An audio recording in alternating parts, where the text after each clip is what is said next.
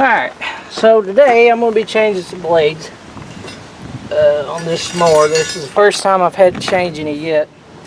We're done with our first cut. We're going to move on to our second. And before we start on the second, I'm going to change some of these. Most of them I'm going to flip. These two, this turbine and the one next to it, I hit a rock or something with and it bent them up a little bit. So those are the only two I've had to change any on, so I'm not going to mess with those. But the other ones I'm going to flip the blades, and the ones I need I'm going to replace. So I figured I'd get y'all set up so y'all can watch me. And I'm going to give y'all a little update on everything that's been going on, because I haven't filmed anything in about a week and a half. I took some time off from filming, one for a break, and two,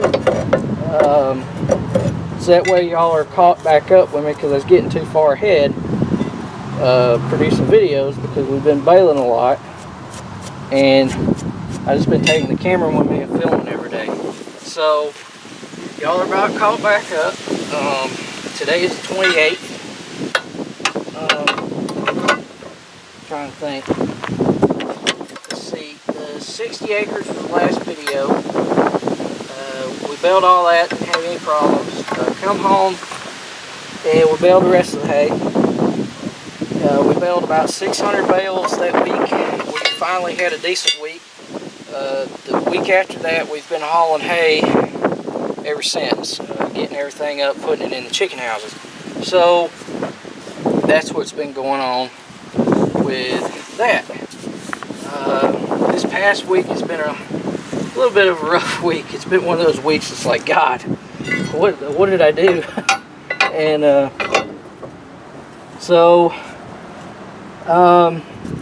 we finally had a major breakdown. To let y'all in on that. I'm not hiding anything. Told y'all before, I'm not going to hide anything. When it's something tears up, I'm going to show it to you. Well, I can't show it to you because it's not here. It's at Kane Equipment. I've got the 4610 hooked up to this conditioner for a reason. The 5400 had its first issue to date. All hours it's got on. It was on some rough ground, and I started noticing that it was acting a little funny in the transmission. The shuttle shift wouldn't work at times. The transmission started acting a little funny, it wouldn't shift properly. So I thought something bad was wrong. So I brought the tractor home. I swapped the monitors out, hooked the baler up to the McCormick and whatnot, and I went back. It actually rained on me before I got everything swapped around, which it didn't take me long. I don't think I was swapping them but 20 or 30 minutes, and I had way more hay than that to bale, so it was okay. We fluffed it back out and baled it, and it was just one field that got wet, but we took it up there. All I know right now is, they told me they checked it. They're thinking that it's got a shortage somewhere in the wiring harness that's making contact with another wire or something, and they're trying to find it. Well, they're having to check each wire in the entire wiring harness to find it. And I mean, y'all know this new equipment that's out there now, it's got all this wiring in it. I mean, they got wires everywhere. It's bound to happen. It's just a matter of when, it's not if. A buddy of mine's got a John Deere, and he called me up, and he's telling him about it, and I thought he was going to give me hell about it. And he's telling me, he said, nice. He said, that happens to everybody. He said, it's just one of them things. He said, a buddy of mine's got a deer just like mine. He said his was downshifting, so, and they had the same problem with wiring, and took them forever to find it, but they finally did. And McCormick did too. So it's not that big of a deal. I'm just glad it's not something major. It's just a wiring issue. It's a pain to find them, but at least it's not a major component or something. That I think. I hadn't got it back yet, and don't know if sure that's just what they're thinking. So hold on just a minute, somebody's calling me. But that's all I know right now. I don't know when it's gonna be back. If it does get back, I'm hoping next week, so that way I can use it. I'm really missing that tractor right now, and because the McCormick, it was all it could do to pull that Claas, and the McCormick has a Perkins engine in it too, which is kind of making me wonder what the heck's going on there. So I don't know what the deal is with it, but I had the baler as loose as it go, and it was all that tractor could do to pull it. So I'm gonna have to figure that one out. But it did save my rear end this past week, so I ain't gonna rag on it too much. But I'm glad to have it right now. The McCormick is also 10 horse smaller than the Massey, so that's why I'm so baffled why it had so much trouble, because the Massey doesn't have near as much trouble as it does. So I guess I'll be finding something out there pretty quick, and as soon as I get back, I will let y'all know exactly what had to be fixed and what I went on with it, because I know there's a lot of y'all that watches me has one, the 5400 series, so I'm sure y'all are probably intrigued by this. But the tractor's never given any issues till now, so we shall see. But till then, I'll allow my 4610, the McCormick, and the 383. We got plenty of tractors to handle it until we get that one back, but it is duly missed. The balers videos, I want to go back and I want to clarify some things, because I think people think I don't like my Vermeer balers.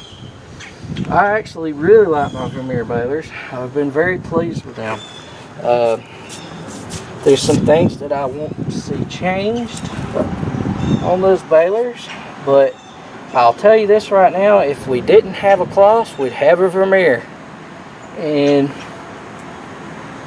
that's just the way it is. I love my 504L I had. I think still to this day, I think as much of that baler at the time it was built as I do this Claas. The M has been a good baler. It does have some things, like I said in the other videos and whatnot that I've talked about, that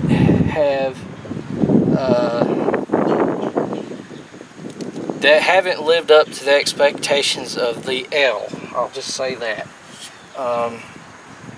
If we did not buy the Claas, we were going to buy a Vermeer, another M. Probably going to get the 604 because it had the core, or we were going to get the 504 Classic, one of the two. But me and my dad, well, my grandpa and me had a big argument with my dad over that, because he wanted us to get another Vermeer, and we had a big drag out deal over that one. And me and my grandpa, we want to try something different, and because we've been with Vermeer so long, and I really liked the looks of the Claas, and some of our friends had bought it and they really liked it, and I told Dad, I said, I can't help it. I said, I want to try this. I said, if it don't work out, we'll buy another Vermeer after it. And I'm very pleased with the decision I made, me and my grandpa together, on going this direction. And needless to say, I would not shy away from buying a new 504R Vermeer, because that is a really good looking baler. I'm not throwing down off on Vermeer at all, because I still think a lot of Vermeer. They are a very, very good baler company. Some of the stuff that they've got on some of the balers, I would like to change, but if it came down to it, if I didn't have the option of buying a Claas, I'd probably buy Vermeer, and it would probably be more than likely the 504 Pro Vermeer. That is basically the Lully Welder design. I really like the looks of those. They have a few things that I don't prefer versus the Claas. One of them is the spring system they have instead of hydraulics for the bale tension on the back of the baler. Those big springs on the chamber. I just like staying away from springs because hydraulics are more. They're easier to maintain, and they're just not as many headaches, and you don't ever have to worry about adjusting them, and it does it all itself. So that's the deal there. Now that baler competes directly with the John Deere 960, the Vermeer 504 Pro, the Lully Welgers balers, the McHale V660, and there's several others. Kuhn makes a baler that's supposed to be a speed baler. So does Kubota, and there's a few other brands. The Caprima, the Chrome Caprima, is a nice looking baler. But I don't bale enough wet hay to want to use chain bars. I've been down that road before in the past several times, and I just don't want to go back down it. Because I just feel like belts do a better job. If you could get the Caprima with belts, I would probably look pretty hard at that. But the Massey baler is also another very good option if you're wanting a more traditional baler and you're not real worried about going real fast or anything. As far as cycle time, now running time going across the field, I'd say you can go as fast as that baler as you can any of them, but it's just the cycle time of opening the hatch and everything that slows you down with it. But I mean, it's a traditional design. They're just that way. But I just don't want anybody thinking I don't like my Vermeers. I love my Vermeers.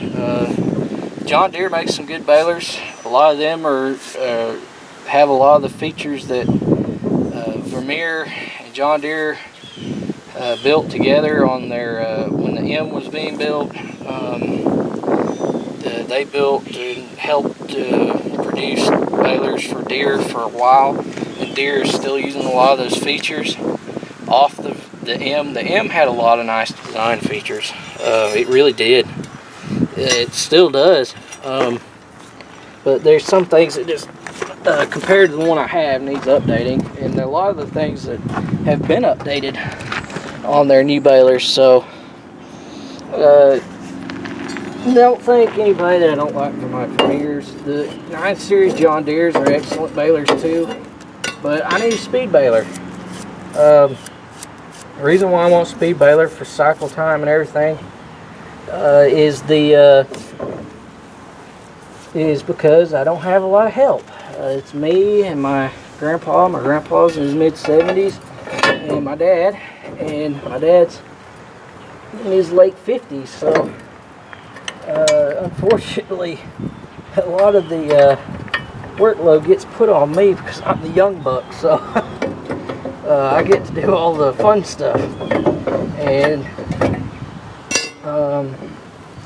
I've got to get in and get out as fast as I can in a baler that allows me to move as fast as I can, even if it's just a few seconds a time in a bale. That adds up, and it makes a difference.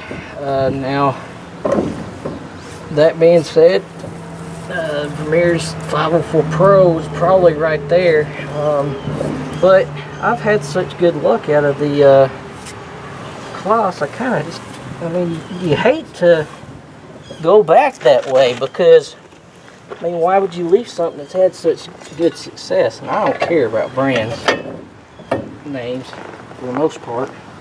I just don't worry about it. A lot of people do. They think, oh, I gotta buy this because that's what I gotta have. It's just like the Ford and the Chevy and the Dodge thing. Everybody, you gotta have Ford, Chevy, or Dodge. My Ford is better than any damn Chevy or Dodge there is out there. There's some crap like that. I hear that crap all the time and whatnot. I don't care. We've got them all. We've had them all. They're the reason why everybody likes them. They each have their perks about them. And you just have to pick what you like and what works for you. They're not, any of them's not real bad, and a lot of people are going to get, oh, yes, there is.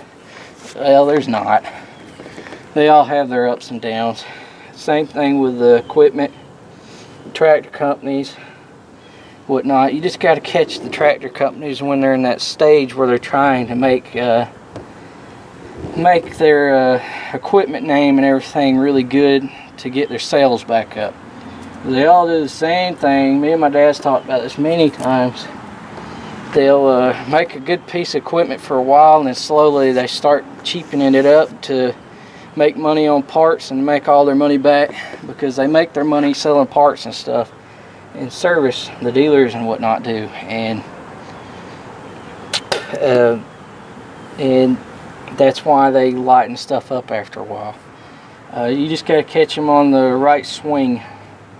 Same thing with automotive manufacturers. When they get down and their sales drop off, wait about a year or two, because then you'll find something really good, no matter what brand it is, because then they'll produce something that's indestructible, because they're trying to get their name back. Tractors the same way. So it's not what you buy, it's just when you buy it. And that's why I've always said we're not brand loyal. We buy what is the best on the market at that time, and that's just the way it is. That's why we got these mowers. To me, these mowers are the best on the market in our area right now. For what their dealers we have in our area, this is the best viable option for us, and that's why I've got them. So, and I want to say thanks for watching. Please comment, rate, and subscribe. I hope I didn't bore y'all to death talking. But, oh, by the way, that's how you change the blades on this thing. I can change a whole set in just about 15 minutes. They're real easy. You just have to make sure when you do this that you take this spike that they give you on the end of these changing bars, just right here, and clean these holes out good all the way to the bare metal. And then you just fit it up in there and pull it down, because if you leave dirt in there, it won't allow it to open up all the way. That's a safety feature. So that way they can't come out. Yep, that's it. Now I said something about the teeth on the Vermeer. The Vermeer teeth, they do wear after a while, but I will say this, the bands have never been replaced on them. The bands on the Claas have never been replaced either. The equipment we've had in the past that seems to have the most band trouble is been Ford or New Holland stuff. Now, we have replaced some of those when we had those balers, but as far as Vermeer and Claas go, bands are good. Never had to replace any. So that's it. See y'all later.